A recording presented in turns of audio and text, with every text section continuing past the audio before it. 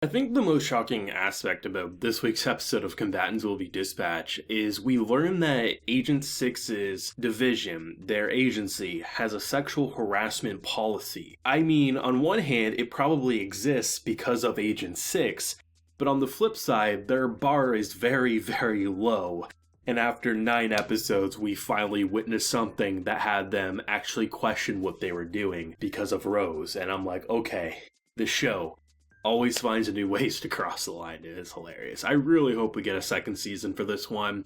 I mean, a big factor of why I love this show so much has to be the art design and how many different times you look at a character and their facial reactions, the body language, just everything about it on a visual level. It adds so much comedy to it. So just, for me personally, wouldn't feel the same if I was to read it. So I'm really hoping that we get a second season eventually. And I think there's a pretty good chance we will in a couple of years for sure. This show is hilarious, and for an adventure that I thought was going to be brushed aside rather quickly, I thought the whole idea of getting these water nuts, I thought it was going to be like 2 minutes and we're done, and seemingly that's what they were building up to. I wasn't expecting it to be them stranded in the desert as they walk and die slowly but surely, as you have our boy trying to find ways to cross the line and seemingly couldn't do so, because Snow, despite being the fan service girl, as someone like Six calls her, you know, she is very much intrigued by our man here, so there's a lot less he can do anymore to the character who literally is being parodied as the fan service girl, the big-titted girl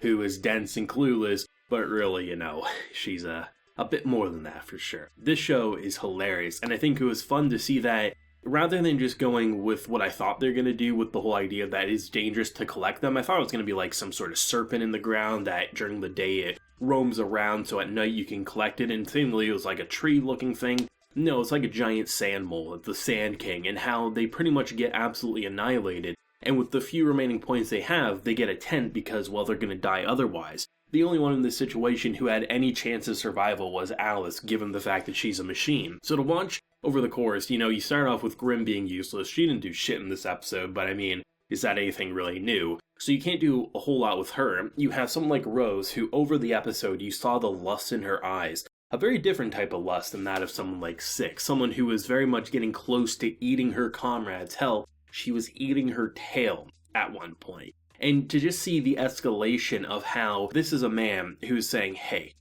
I'm going to sexually harass you because we're going to get points. We're going to get out of this. I can get food. We can get water. And the fact that nothing happens when he does so, even though she fights him on it, both of these characters are, they're a match made in heaven. It's the best way to explain it. They're so simple, yet so perfect together, but they always have this constant bickering. And the fact that, like, when he has a moral code, it's when he doesn't need one. Like, the fact that Alice is saying, okay, she's slightly awake, go do some things. No, this is going too far for even me. And I'm like, my man, you have crossed whatever bar there was time and time again. Get yourself some points and get the hell out of there. And the fact that that seemingly wasn't where they were going, and when they're kind of building up that romantic tension where clearly there was 2 very different opinions on what was happening. Everyone with a brain knew she wanted to eat him, but of course, this man, because he doesn't have his 5 minutes of privacy, is very much a horn dog in heat. So the fact that they were building up to something very, very different, how were they going to get evil points there? Because it felt to me like there wasn't going to be evil points. I thought there was just going to simply be, maybe there'd be a rescue party, maybe they would just, they would get back. It'd just be a comedy scene. Transition, they get back, they're ridiculously skinny because they're malnutritioned, they have no water. I thought it was just going to be something simple. The fact that our boy beat the living shit out of a child and that was gaining him a ridiculous amount of points, it's perfect. It's absolutely hilarious. And the fact that, after literally experiencing poverty, you could say in this episode, Alice buys herself some shades. Does she even need it, personally? Like, she doesn't eat, she doesn't drink, she's literally a robot. Does she really need shades? Isn't there something probably built into her to deal with it? Either way, I mean, I guess even if it costs a ridiculous amount, there's no price on style, right? This show is just so good at finding new ways to mix up the cast chemistry. And I think having Rose actually have like a dominating part of the episode, because it's kind of funny, like you literally have a monster girl part of your division. If she starts to starve, the natural response is her trying to eat you. And the fact that there was such a big misunderstanding for someone who is so scummy like Six, it was the perfect opportunity to really give her a moment to unleash her true instincts, which is, I'm going to eat you and you're going to like it, basically. And it was hilarious. I think the fact that even in the face of an oncoming war, you have a single water nut, which just basically happens to be an organ to the Sand King, which is why it stores so much water. She still won't get up in front of the people and say a naughty phrase to get enough water to make a long-term battle. This show is stupid and it knows it, and that's what I love about it, is that it doesn't take itself seriously. And when a character is taking it seriously, there's always a different character to say, you're being an idiot. A lot of times that happens to be Alice, but even she has her moments where she's, debating what magic is, so another character has to say, like, seriously, we need to just drop this and move on with our day. And honestly, I didn't think we were going to have an episode with them stranded in the desert, but it was one of the more memorable situations they've had. Nothing's going to beat the top knot from last week. That is, without a doubt, peak, naughty, horrible Combatants Will Be Dispatched comedy. But in terms of a situation that they've been a part of, we've seen wars, we've seen parties. The idea of them being stranded and having no food or water, it brings out the absolute worst in these characters, and it was amazing. And the fact that you had so many moments where Alice, I think my favorite character in this show, had so many expressions being like, why in the actual hell am I with these characters if this is how they're acting?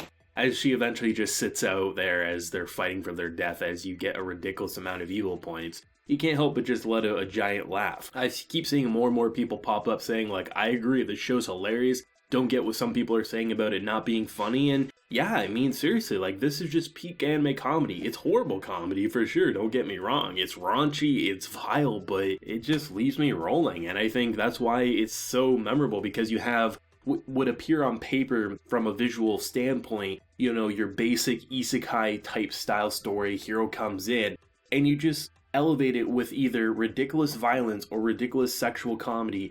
And it's so horrible, but it's so perfect because the characters recognize as such. There's no excuses, and when a character makes an excuse, they get called out almost immediately. The fact that a man like Six will constantly say like how he doesn't like commitment, he doesn't like making these promises, he doesn't like being a good person, everyone calls him out on such, and that's what's so incredible about this cast dynamic, is that really, the most you could probably argue that's a decent person, maybe Rose, because she's kind of like just going with her natural instincts of eating. She's kind of like an animal/human.